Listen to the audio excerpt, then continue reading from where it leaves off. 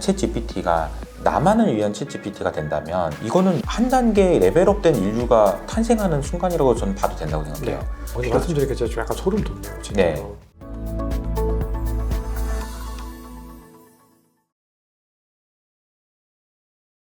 환경 자체도 이미 블랙락 같은 이런 기관들이 들어왔기 때문에 채굴자들이 예전에는 이제 그걸 이제 죽음의 소용돌이라고 해서 반감기를 기점으로 채굴 물량이 줄어들게 되면은 채굴자들이 이제 셧다운을 할 것이다 이런 논리인데 지금은 이제 거기에 비해서 사실 비트코인 채굴자들 수수료가 이 채굴 수수료 말고도 다른 이제 인스크립션 수수료도 너무 많이 늘어나고 맞아요. 있는 상황인데다가 지금 이 채굴자보다 더 큰 주체, 이 블랙락이라고 하는 주체가 막 폭발적으로 지금 물량을 매입하고 있기 때문에 과거와는 조금 다른 패턴을 보일 텐데 그럼에도 이 공급량 대비 수요가 너무 많이 늘어나서 지금 폭발적인 상승을 하게 될 것이다. 이런 어떤 논리들이 많이 나오는데 거기에 대해서 이제 대표님께서도 상당 부분 동의를 하고 계신다라는 거겠죠. 네. 많이 오를 거라고 생각합니다. 네네. 네.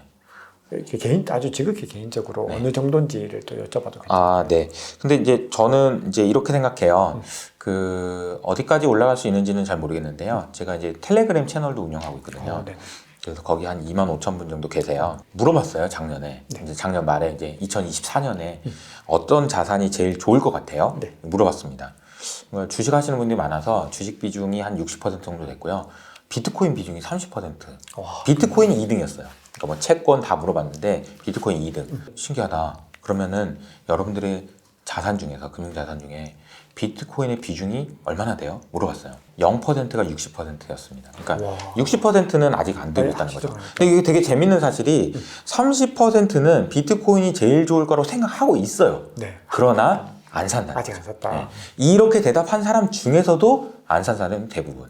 그러니까 이게 뭘 의미하냐면 여전히 이제 금융시장에서 투자를 활발하게 하시는 많은 분들은 야, 비트코인 안 해도 돼. 야, 뭘 비트코인까지 해. 나 주식으로 돈 벌 수 있어. 뭘 비트코인 얘기하냐. 이런 분들이 거의 대부분입니다. 거의 대부분. 네. 관심이 없어요. 네. 올라도 오르고 말든가 뭐 그러다 이제 정고점 뚫고 이제 8천만 원 넘어가면 이제 뭐야 사야 돼? 이런 얘기 나오겠죠. 그러면서 그 60%라는 비중이 조금씩 줄어들어서 뭐 30% 이 정도까지 내려온다. 그러면 이제 고점을 고민해봐도 충분하지 않을까. 네, 그 가격은 굳이 지금 예단할 필요가 없다라고 생각합니다. 저는 이제 보통 이제 밑으로 내려가는 거에 대해서는 어디까지 내려갈 수 있을지에 대한 고민이 필요한데 올라가는 거는 그냥 내버려 두면 된다. 어디까지 갈지 어떻게 하냐 내가. 그러네요. 네네. 그게 더 현명한 좋은 건데 뭐하러 어디까지 간다라고 생각하는 게 무슨 의미가 있을까? 네. 그러면 이제 대표님도 비트코인을 뭐 어떻게 보면 2025년에 뭐 팔고 이런 관점들보다는 조금 더 긴 관점으로 네. 비트코인을 계속해서 매집해서 가지고 있어야 된다는 관점을 가지고 계실까요? 네. 하나의 자산으로 인정될 때까지. 네. 하나의 자산으로 그래. 너는 비트코인 몇 프로 들고 있냐? 이런 정도는 될 때까지. 네. 그럼 아직까지는 시간이 또 필요한 일이고 그만큼 계속해서 상승할 수 있는 여력들도 그쵸. 아까 이제 보여주셨던 그 통계에서 봐도 아직까지 가능성이 굉장히 많고 신규 유입될 물량들도 굉장히 많다. 이렇게 봐도 되겠습니다. 네, 아직도 움직이지 않고 있어요. 네, 네. 제 주변에 비트코인 물어보는 사람 별로 없습니다. 그냥 돈 많이 벌었다면서 뭐 이런 얘기만 하지. 그래서 어떻게 사야 돼? 이건 안 해요, 아직도. 네. 그 어떻게 보면 아직까지는 진짜 그게 그렇기 때문에 대세 상승장이 아직 안 왔다라는 게 안 왔죠. 그런 인간 지표에 봐도 정확하고 네. 그리고 말씀 주셨던 것처럼 진짜 전고점 돌파하고 나면 그때부터는 다급해지면서 지금이라도 사야 되나 이런 고민들을 더 많이 하게 되는 것 같습니다. 자, 그러면 이제 비트코인 얘기 조금만 더 여쭤볼 텐데요. 블랙락의 이제 레리 핑크 회장이 과거에 비트코인을 부정적으로 봤다가 현재는 이제 완전히 입장을 바꿨고 그리고 JP 모건 질문은 제가 지금 드리려고 했는데 벌써 이제 말씀을 주셨습니다. 자, 그런데 이제 뱅가드 같은 경우는 아까 이제 질문의 좀 연장선상인데 만약에 지금 이제 시작을 하게 됐을 때는 이 비트코인 시장에서는 아무래도 이 블랙락보다는 입지를 갖다 많이 가져가기는 좀 어려운 구조가 됐다고 봐야 될까요? 그렇죠. 빨리 해야죠. 그러니까 이제 이거는 누가 먼저 하느냐의 싸움이고. 누가 마켓쉐어를 처음에 많이 가져가느냐 중요하잖아요. 그 비트코인 승인됐을 때 그때 이제 이슈가 됐던 거가 수수료 경쟁이었잖아요. 수수료 경쟁을 왜 하나요? 그냥 나 빨리 MS 1등 하려고 하는 거잖아요. 지금 당장 그걸 희생하더라도 비트코인 ETF 하면 제일 먼저 나오는 그 한 거 하고 싶은 거 아니에요? 그러니까 그렇게 생각을 해보면은 선점 효과가 굉장히 중요한데 그런 관점에서 뱅가드는 좀 실기한 것 아닌가라는 생각을 좀 하고 있고요. 그리고 앞서 말씀드린 대로 뭐 블랙락, JP 모건 다 그 회사의 입장, 회사의 이익을 기준으로 판단하는 거잖아요. 네. 회사의 이익을 기준으로 판단했을 때 블랙락도 채권도 팔아 먹어봤고 ESG도 팔았는데 더 이상 안 팔린다. 뭐 할까? 뭐 비트코인 뭐 이런 식의 이제 논리적 흐름 그리고 이것이 다 됐는데 비트코인에 대한 인식 변화 당연히 돼야 되는 거고 네. 왜 너는 뭐 옛날에는 안 좋다고 그러니 좋다고 그래 그런 얘기를 할 필요가 없어요. 그냥 상황이 바뀌었으니까 그런 거지. 그렇죠. 뭐 화장실 들어갈 때랑 나올 때는 뭐 생각 바뀌는 거 아닌가요? 네. 맞습니다. 그렇게 보는 게 맞지 않나? 그러니까 사람들이 너무 논리의 일관성들을 좀 요구하시는 분들이 계시는데 사실은 진짜 상황에 따라서 다른 거고 그렇죠. 네. 그리고 투자라고 하는 건 특히나 더 뭔가 융통성이 필요한 종목이기 주제이기 때문에 그러니까 이제 저희가 오늘 뭐 이렇게 비트코인에 대해서 엄청 좋게 얘기했지만 나중에 와서 다른 얘기 할 수도 있는 거 아닌가요? 그렇죠. 맞습니다. 그래서 네. 상황이 달라지면은 또 개인의 어떤 입장들이 달라질 수 있습니다. 그렇죠. 자, 그러면 이제 비트코인 마지막 질문으로 비트코인 현물 ETF와 이제 반감기 이슈가 올해 이제 가장 중요한 이슈이고 향후에 이제 계속해서 가격의 어떤 상승을 가지고 갈 수 있는 뭐 가장 중요한 어떤 요인이다라고 볼 수가 있는데 이 외에 비트코인 가격 상승을 또 추가적으로 좀 견인할 수 있는 요인들 대표님 또 어떤 거 보고 계신가요? 근데 저는 제가 비트코인을 좋게 보는 이유는 제가 오늘 이제 영상 보시면 알겠지만 굉장히 일관돼요. 이건 가만히 있는 거예요. 네네. 네. 그러네요. 네, 이건 가만히 있는 거예요. 이거 뭐 하는 게 없어 그냥. 네. 그 계획대로 그냥 늘어나는 거 그냥 가만히 그거 하나밖에 없잖아요. 그 얘가 바보가 된다라는 거죠. 얘는 왜 바보가 될까요? 그런 구조예요. 네. 미국이라는 나라가 지금 미국 국채 규모가 35조 달러가 됐습니다. 네. 작년 10월 달에 야 부채 한도 이거 작년 5월 달에 부채 한도 이거 너무 다 왔는데 어떻게 해야 되지? 할 때가 32조였어요. 네. 3조 달러가 늘었습니다. 그냥 보통 규모가 아니에요. 우리나라 GDP의 2배 가까운 부채가 그냥 쌓인 거예요. 이게 근데 이 상황이 어떤 상황이냐면은 금리가 또 지가 높여놨잖아. 네. 연준이 자기가 높여놨잖아요. 자기가 빌릴 수 있는 금리를 높여놨잖아요. 이자를 그러니까 이제 잘 보세요. 35조 달러 네. 곱하기 4% 평균 금리 잡으면 얼마죠? 1.3조 달러입니다. 네네. 이자가요. 와, 이자가 1.3조 1년에요. 달러. 네. 1년에요. 네. 1.3조 달러요. 그럼 이건 어떤 얘기가 나오냐면은 이자 내기 위해서 돈 더 빌려야 돼요. 그렇죠. 그러니까 이제 금리를 낮출 수밖에 없다는 논리가 여기서 또 나오는 거기도 하고 네.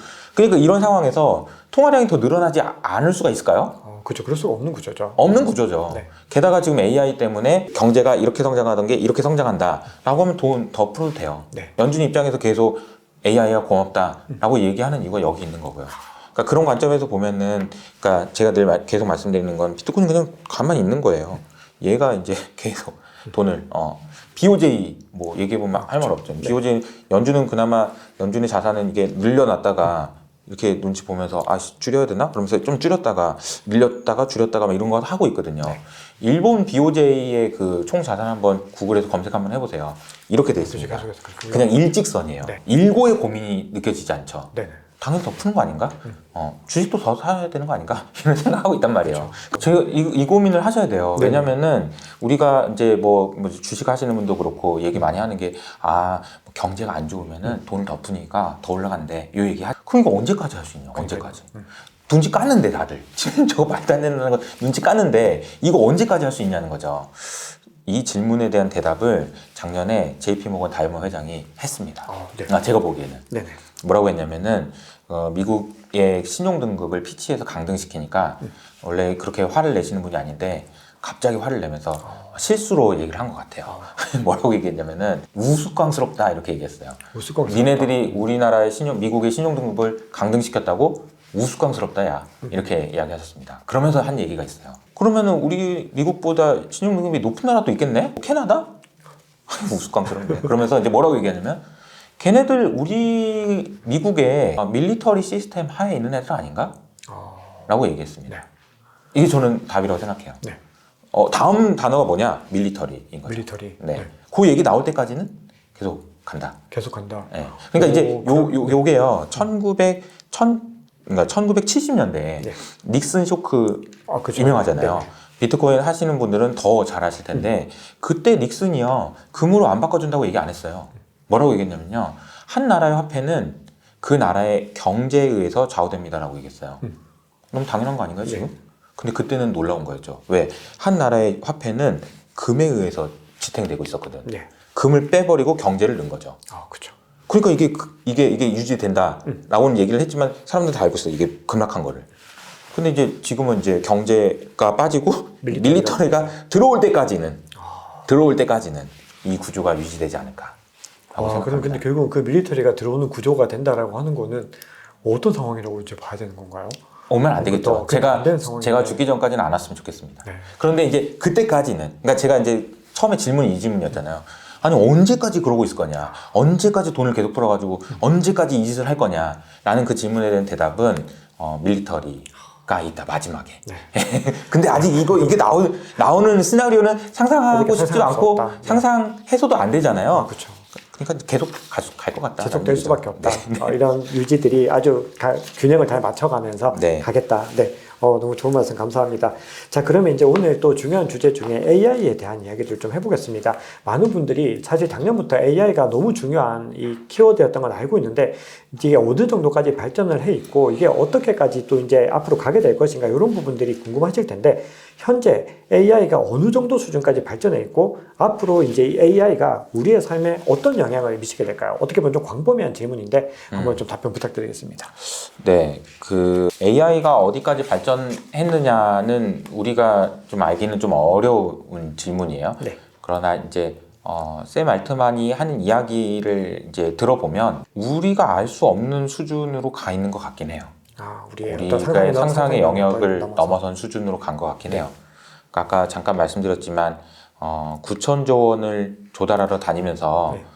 무슨 얘기했을지가 상상이 안 되잖아요. 네.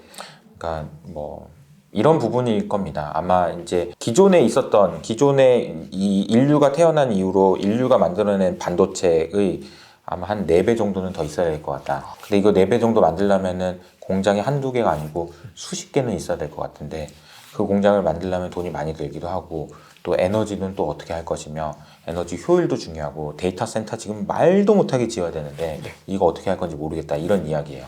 근데 이게 이제 왜 이런 투자가 필요한지에 대한 설명을 당연히 했을 거고 그 배경을 생각해 보면 크게 두 가지인 것 같아요. AI가 이제 학습을 하기 위해서는요.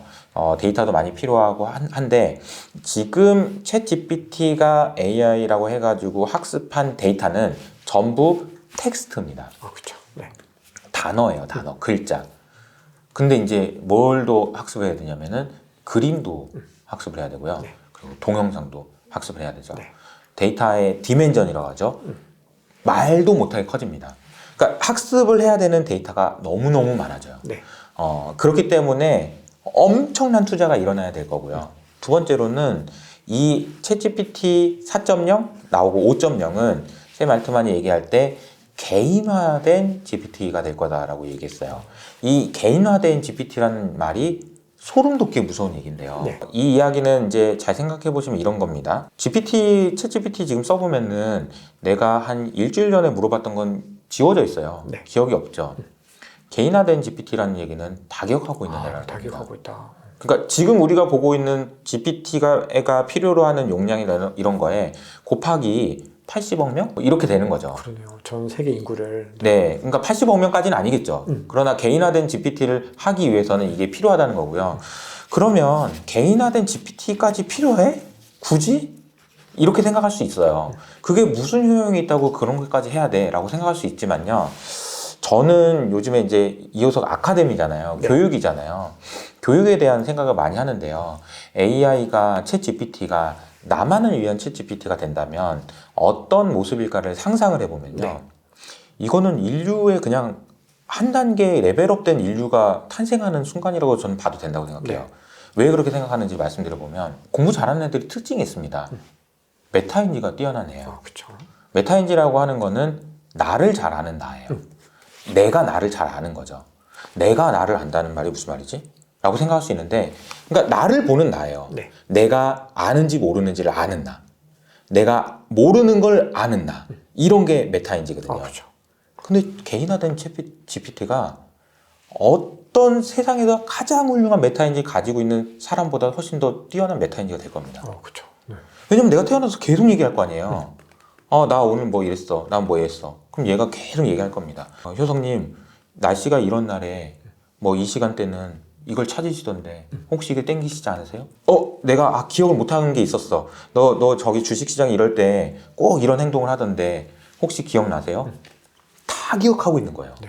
내가 아는지 모르는지 다 알고 있고. 그러니까 저는 이게 그냥 인류의 어마어마한 그냥 점프업이라고 생각해요. 네. 점프업.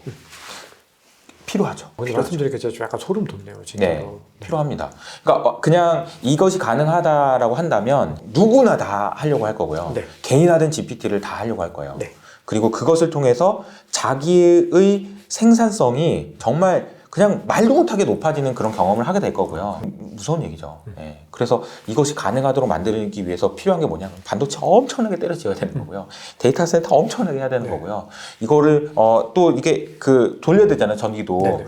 그냥 뭐 태양광으로 해야 될 거 아니면 뭐 이런 거 해야 되지 않을까요? 그러니까 해야 될 일이 너무너무 많은 거예요. 그러니까 이제 9,000조 원이라는 게 말도 안 되는 숫자지만 그 얘기를 얘기할 때 그 샘 알트만 엉덩이 차면서 꺼져 이렇게 안 했을 거 아니에요. 그렇죠. 네. 참 앉아서 어떻게 되는 건지 설명 얘기 좀 잘 해봐. 해봐. 앉아봐봐. 나 좀 얘기 좀 해줘. 이런 거 아니었을까요? 네네. 삼성전자가 샘 알트만 붙잡아 놓으려고 얼마나 맛있는 걸 사줬겠어요. 최고 호텔에다가 원래 6시간만 있다 간다는 거를 앉아보라고 하고 얘기 들어봤을 거 아닙니까? 네. 그 사람이 한 얘기가 무슨 얘기였을지를 상상해 보면 그냥 이런 거 아닐까. AI가 그냥 우리가 단순히 무슨 뭐 챗 GPT를 쓰니까 뭐가 어떻게 돼요. 이런 정도의 수준이 아니고 우리가 이제 그 다음 AI는 그러니까 개인이 그게 아니고 인류의 무엇인가를 바꿔놓는 네. 그런 수준이 아닐까라고 생각하고 있어요.